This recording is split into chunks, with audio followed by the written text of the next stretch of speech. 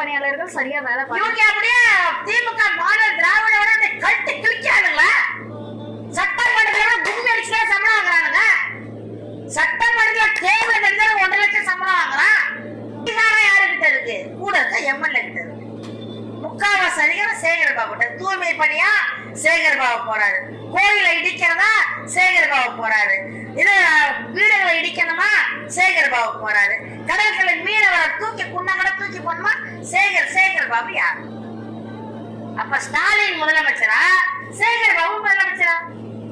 சேகர் பாபுக்கு ஒரு நல்ல கை பிரியா ஒரு மேயர் மாதிரி நடந்துக்கிறா. ஆனா வந்து ரொம்ப ஆணவத்துல ஆடுறாங்க. எல்லாமே தனியா